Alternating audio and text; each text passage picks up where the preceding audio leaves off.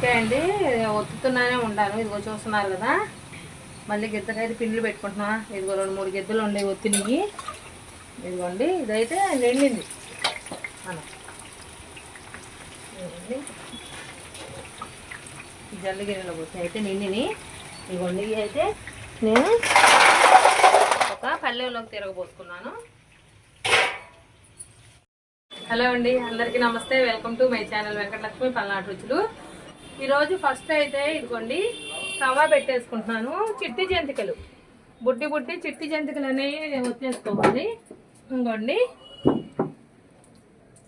Oil అయితే పోసేస్తాను నేను. Sunflower oil అండి ఇది, మామూలు పామ్ ఆయిల్ లేకపోతే శనగ నూనె కాదు, సన్ఫ్లవర్ ఆయిల్, ఫ్రీడమ్ ఆయిలే ఇది.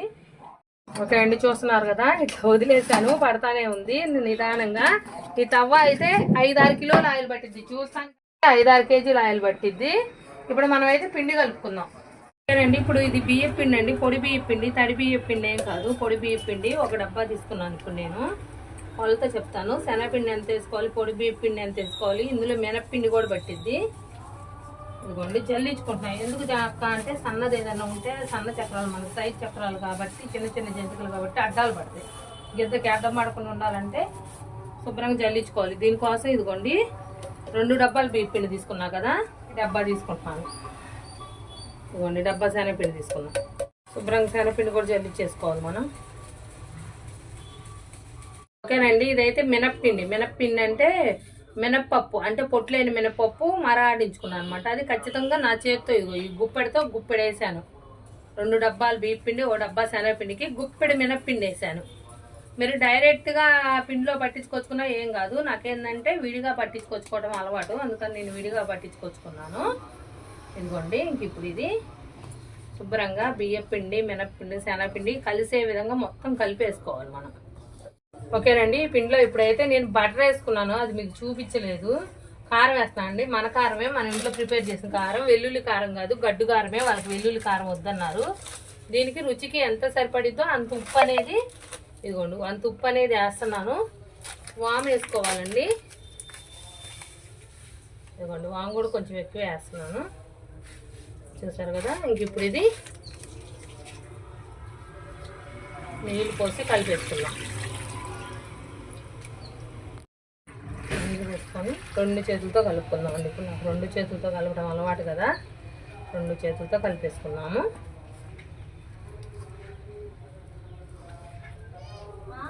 ఇంకా నీళ్ళు పడతాయండి, పోసుకుందాం. ఓకేనండి, చూస్తున్నారు కదా, పిండి అయితే కొంచెం ఇది సైజ్ చక్రాలంటే, మురికీలంటే కొంచెం టైట్గా కలుపుకోవాలి. పిండి టైట్ కలిపితేనే అప్పుడు మనకి చక్రం అనేది నిలిచేది, వంకరలు పోకుండా స్ట్రైట్గా నిలబడాలంటే పిండి గట్టిగా ఉండాలి. ఇదిగోండి ఈ విధంగా కలుపుకొని ఉప్పు సరిపోయిందో లేదో చూసుకోండి ఈ టైంలో.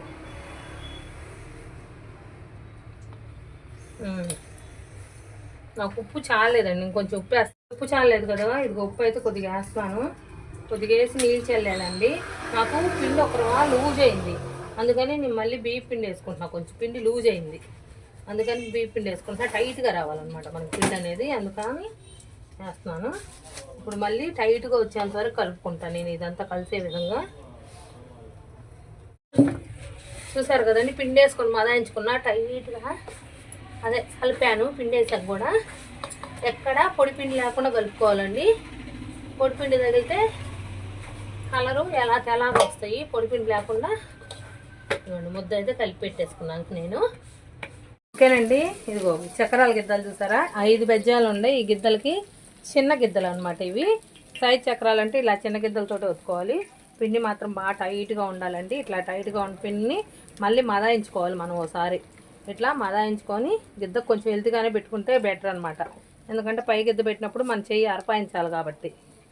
ఇదిగోండి నేను ఎప్పటికప్పుడు చెయ్యి కడిగేసుకుంటాను. ఇదిగోండి ఈ గిద్ద ఇట్లా సెట్ అయ్యాక ఇదిగోండి ఈ గరిటె తీసుకున్నాను. మీ ఇష్టం, మీరు ఏదైనా తీసుకోవచ్చు. ఇట్లా సదరగుండది తీసుకొని ఇదిగోండి చూసారా, ఇలాగా చూసారా. ఆయిల్ ఇందా పెట్టుకున్నాను, ఫుల్గా కాకొచ్చేసింది ఆయిల్.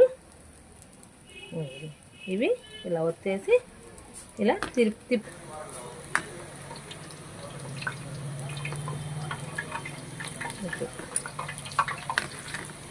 చూస్తున్నారు కదా.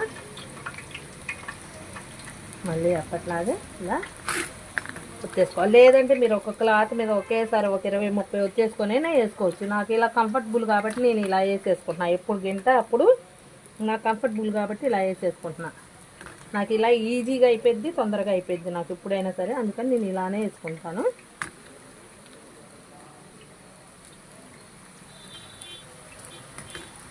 చూస్తున్నారు కదా. ఇప్పుడు మళ్ళీ వీటిని ఇంకో వరుస అటు ఇటు తిరగేసుకోవాలండి. అడ్జస్ట్ చేసుకోవాలి. మంట మీడియం పెట్టుకోవాలి. ఇంక ఇప్పుడు మీడియం ఫ్లేమ్లో పెట్టుకొని కాల్చుకుంటే మనకు పర్ఫెక్ట్గా వస్తాయి. వీటిని కూడా ఒకసారి తిరగేసుకోవాలి. ఇప్పుడు వచ్చింది గిద్దను కూడా. ఫస్ట్ వేసినవి అయితే మనకి కాలిపోయినాయి అండి. అవి వరకు తీద్దాం. ఫస్ట్ వేసినవి వరకు మనం కాలిపోయినాయి మనకు అర్థమైతే బుడకలు రావు. తీసి ఒక వడగిన్నెలో వేసుకుందాం. మనం ఫస్ట్ వేసినవి మనకు అర్థమైపోతుంది. ఇవ్వండి ఇంతవరకు ఫస్ట్ వేసినాయి.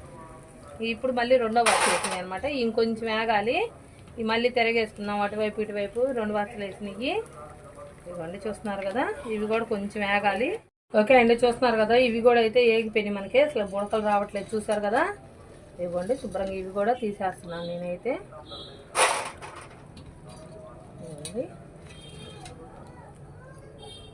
చూస్తున్నారు కదా. మళ్ళీ సేమ్ ఇదే విధంగా మనం చక్రాలు అనేవి అన్నీ ఇట్లా సైజ్ చక్రాలు అనేవి వచ్చేసుకోవాలి. జంతికలు, మురికీలు అని కూడా అంటారు వీటిని. ఒక్కొక్క ప్రాంతంలో ఒకలా పూజిస్తారు.